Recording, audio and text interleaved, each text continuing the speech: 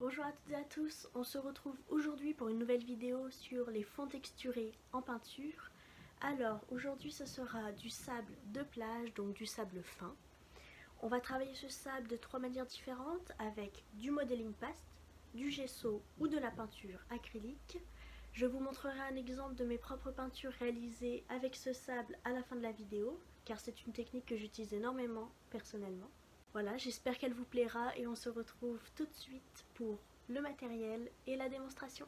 Alors, au niveau du matériel, comme nous l'avions dit, on a du simple sable de plage, ensuite du modeling paste de PBO, du gesso blanc acheté à Action, et ensuite de la peinture acrylique, ici un gris aluminium. Alors, on va commencer avec le modeling paste.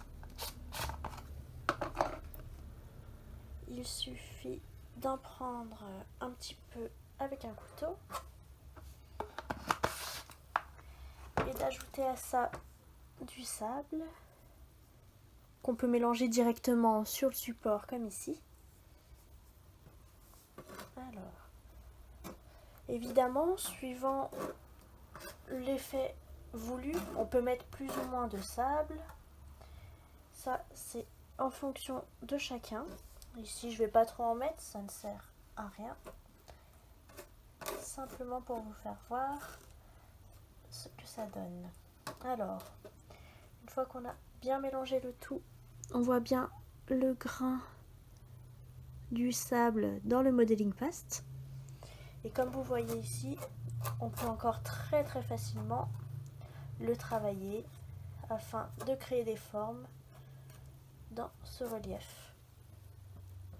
En séchant, on aura donc le relief donné par la pâte ainsi que le relief du sable qui est ajouté à l'intérieur.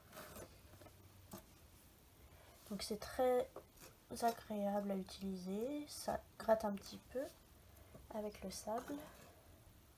Ensuite, si on veut travailler cette texture avec cette fois du gesso, c'est la même chose, on va la travailler au couteau. Hop. Le gesso est donc beaucoup moins solide que le modeling paste, donc le relief sera un petit peu moins important.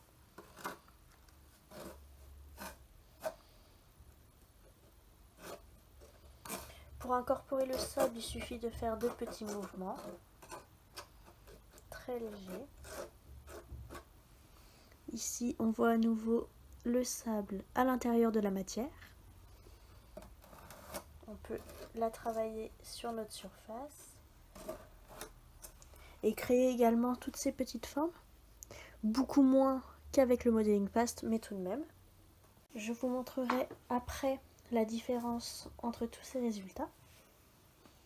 Donc ici c'est beaucoup plus doux, beaucoup plus léger à travailler, alors qu'ici on a un peu plus de matière. Et pour finir avec la peinture acrylique,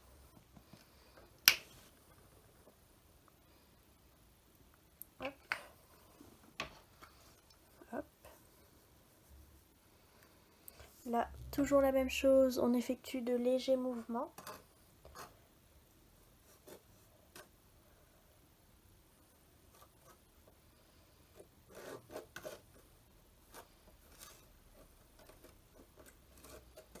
Alors je vous montre, on voit à nouveau le grain du sable dans la peinture. Et ici la même chose, on peut travailler comme on le souhaite, en aplat ou avec de légers reliefs. Évidemment la peinture acrylique est beaucoup moins épaisse que ce soit du modeling paste ou du gesso, donc les reliefs seront beaucoup moins importants. Si je vous montre le tout, on voit bien la différence à chaque fois. Ici modeling paste, ici gesso et ici peinture acrylique.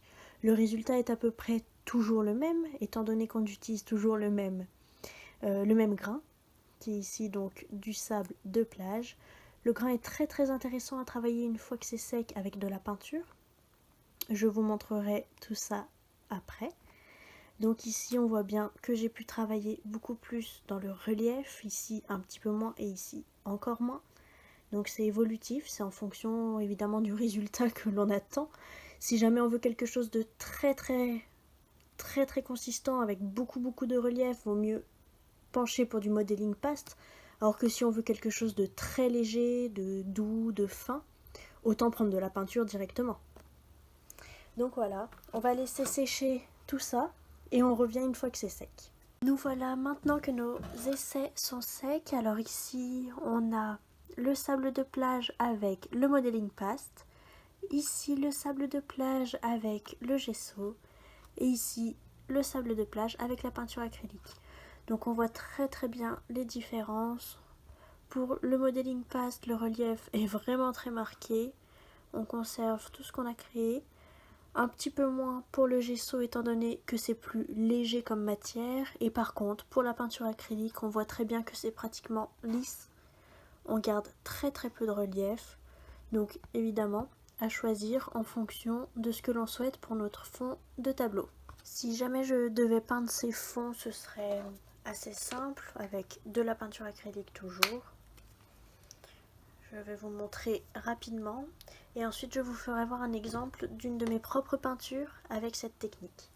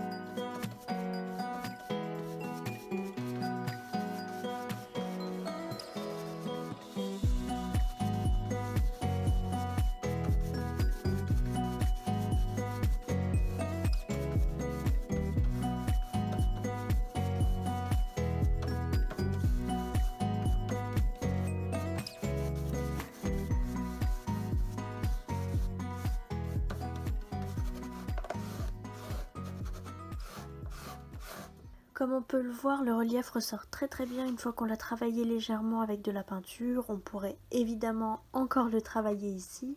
C'est très léger, mais on voit très bien tous les petits reliefs ressortir, même pour le fond en peinture acrylique, qui n'est pas très structuré comparé aux autres. Voici un exemple de tableau que j'ai réalisé cette année avec la technique du sable de plage avec du modeling paste ici.